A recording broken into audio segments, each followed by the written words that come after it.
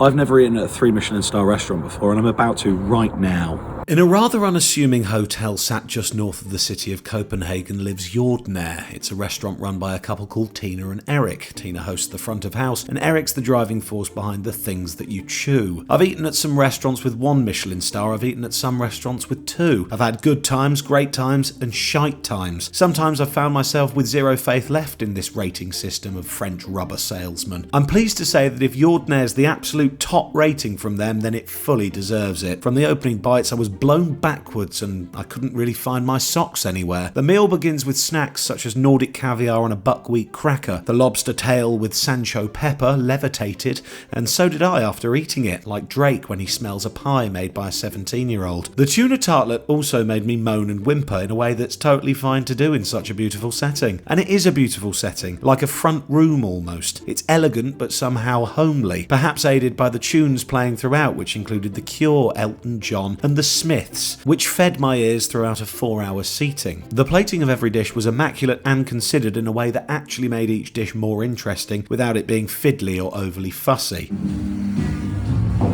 This is one of the biggest toilets I've ever been in. They added an extra metre for each star they got. 3 stars, 3 mirrors, 3 metres of mirrors. This dish was called Essence of Langoustine. Look at the shadows cast by the bowl, just lovely that. The spoon choice for what was one of the best things I've ever eaten, a savoury custard with king crab.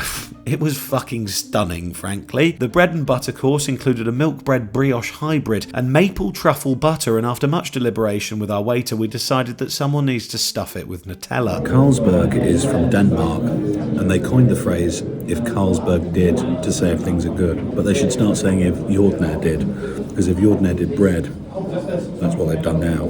It's quite something. A slice of king crab leg served in a tarragon sauce had slight whiffs of a curry pot noodle in a way that I can only describe as on a mythical cocktail of hallucinogenic performance-enhancing drugs. The final savoury course of langoustine tail almost reduced me to tears, but somehow I held out until a dessert of milk and honey, which had me shot back into my childhood like the critic from Ratatouille to when my mum would get me to eat a tablespoon of local honey to stop me sneezing myself into a coma during pollinous seasons. By the time the petit fours came out, I wasn't even surprised to consume the best madeleines and cannelle and even fruit that I've ever eaten. Financially, I'm perhaps in a much worse place now, but boy George Michael do I feel so bloody lucky to have been able to witness culinary perfection like this. I don't think I'll ever forget this meal, even if I get kicked in the head by a horse. I've got a tote bag because I ate at Jordnaer in Copenhagen.